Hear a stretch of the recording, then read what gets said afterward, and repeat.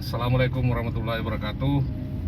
Sahabat Uleter dimanapun Anda berada di seluruh Nusantara, sahabat-sahabat kita yang ada di Malaysia, semoga saja semuanya dalam kondisi sehat-sehat walafiat menjelang Idul Adha ini. Ya, semoga kita semua diberikan keberkahan, diberikan rezeki yang lapang ya, dan diberikan kesehatan. Amin ya rabbal alamin.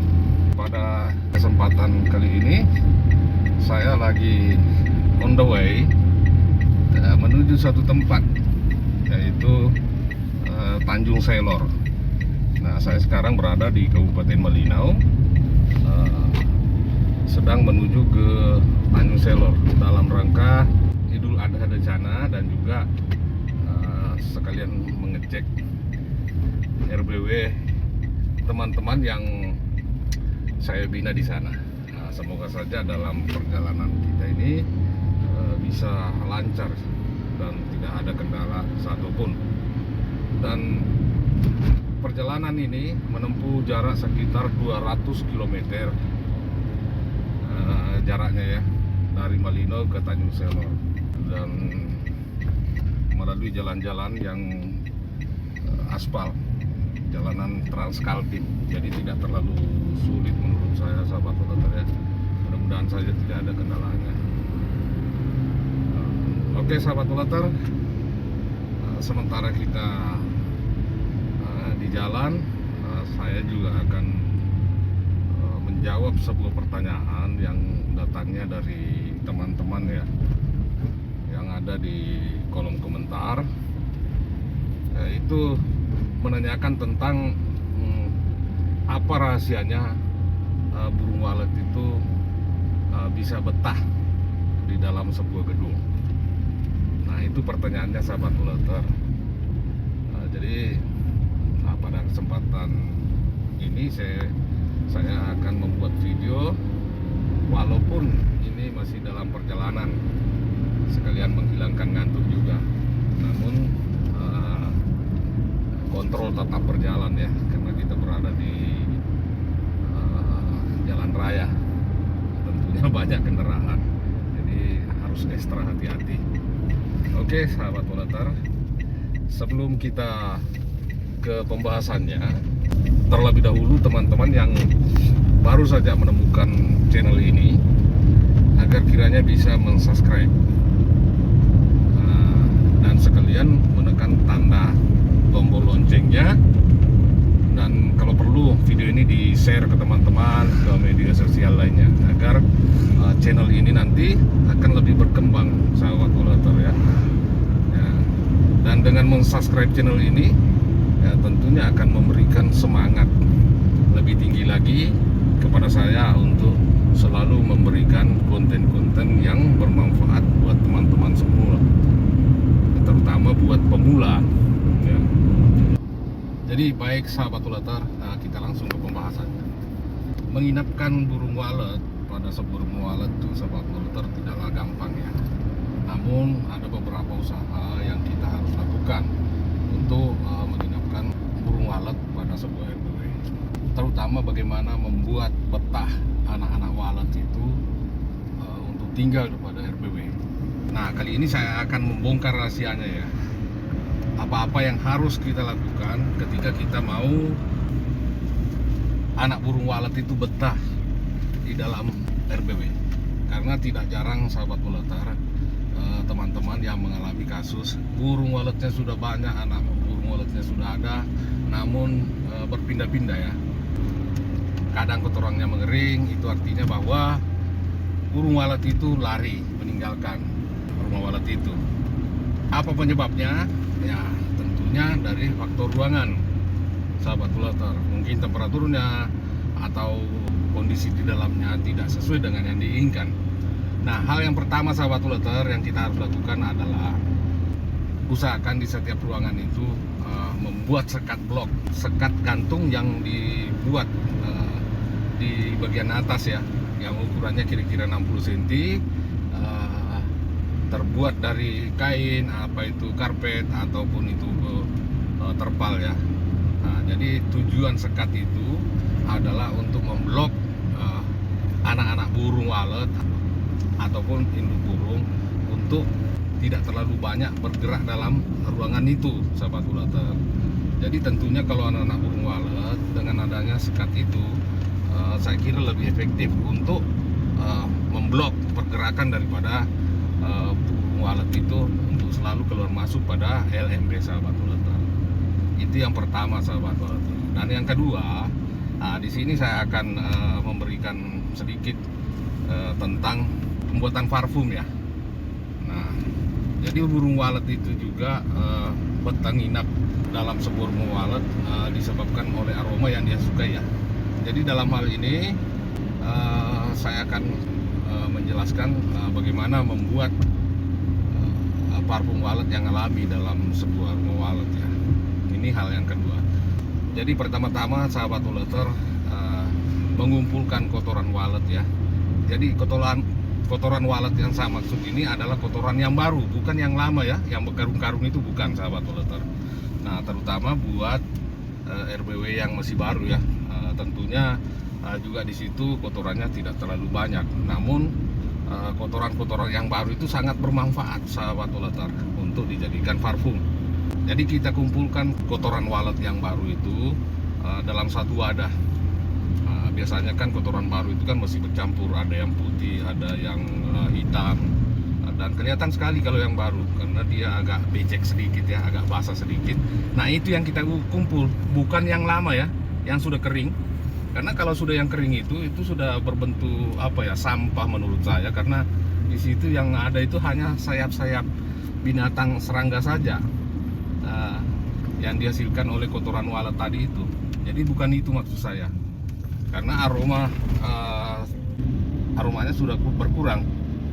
Tapi apabila kita menggunakan kotoran walet yang baru, sudah tentu kotoran walet itu akan mengeluarkan bau yang mirip aroma-aroma burung ya, seperti itu, sahabat ulater.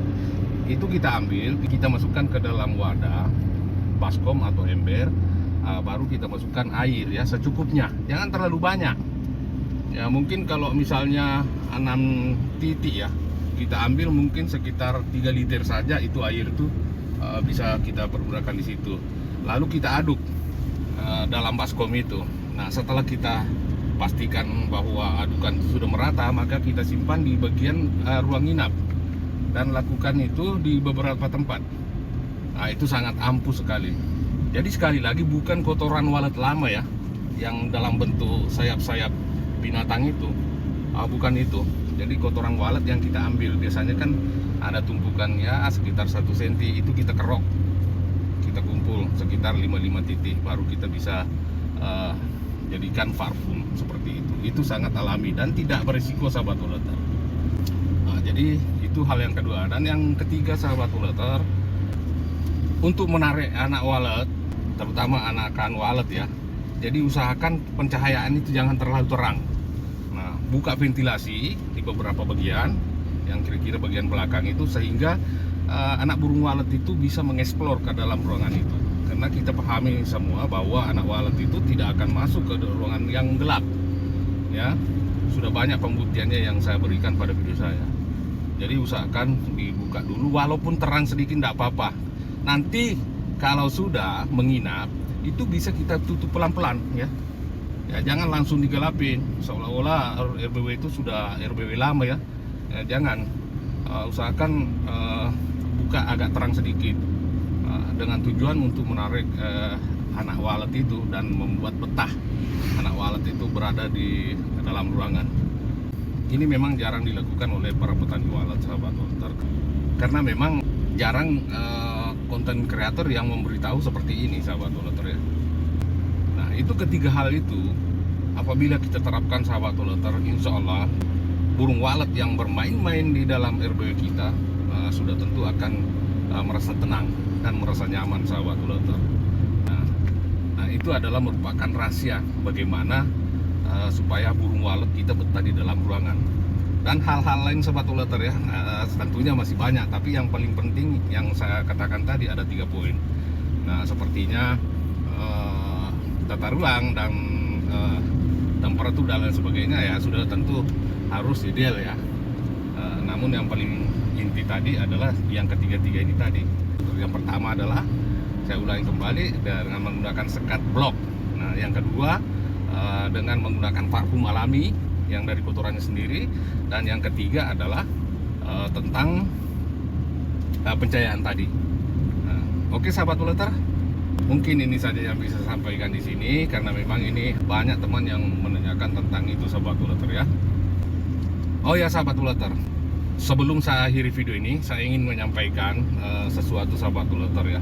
Kemarin saya mendapat komentar yang agak miring ya, komentar negatif di kolom komentar. Namun menurut saya tidak terlalu tertarik untuk membahasnya sahabat Poleter. Tapi apa boleh buat, karena ini menyangkut daripada hak saya sahabat Poleter ya. Jadi begini ceritanya, dia menganggap bahwa SP Super Koloni yang sering saya bagikan itu adalah milik orang lain. Ya seperti itu sahabat Poleter, ini kan lucu sebenarnya. Nah, kenapa saya ungkapkan di sini? Karena hal ini memang sangat penting ya, karena menyangkut orang banyak. Karena suara itu sudah terlanjur banyak yang saya bagikan. Mulai dari tahun 2018 sudah saya membagikan itu sahabat Poleter ya. Mulai yang belum direvisi, begitu juga yang sudah direvisi. Jangan sampai teman-teman yang sudah dibagikan itu salah paham. Dan itu adalah murni saya yang ngedit sahabat Poleter ya. Walaupun DNA itu saya ambil dari teman-teman saya juga, seperti itu. Jadi menurut saya orang-orang yang selalu berkomentar miring seperti ini itu bukan subscriber saya, dan memang menurut saya orang ini apa ya, saya katakan bahwa orang ini tidak punya etika.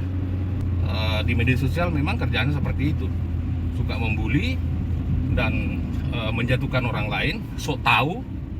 Ya menurut saya sok tahu. Kenapa saya bilang dia sok tahu? Karena dari mana dia tahu kalau itu bukan hak saya? Artinya tidak bisa membedakan mana bunyi suara walet yang judulnya berbeda sahabat Poleter. Ya, itu menurut saya sok tahu.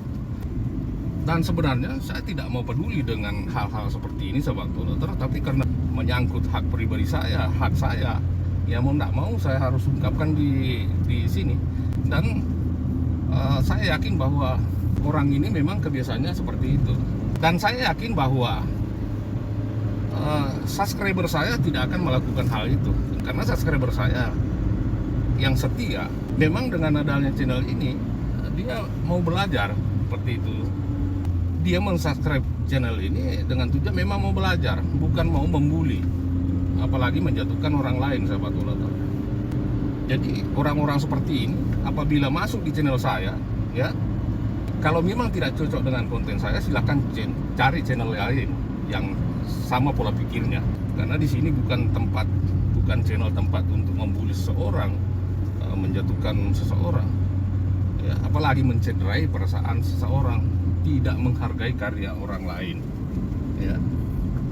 Dan orang-orang itu seperti itu, dia menganggap bahwa apa yang disampaikan di komentar itu semua publik lihat. Tidak, sama sekali tidak. Sebelum saya baca komentar itu, saya tidak publikasikan. Jadi langsung saya hapus, dan itu langsung saya sembunyikan channel ya. Artinya seumur hidup kamu tidak akan melihat channel ini.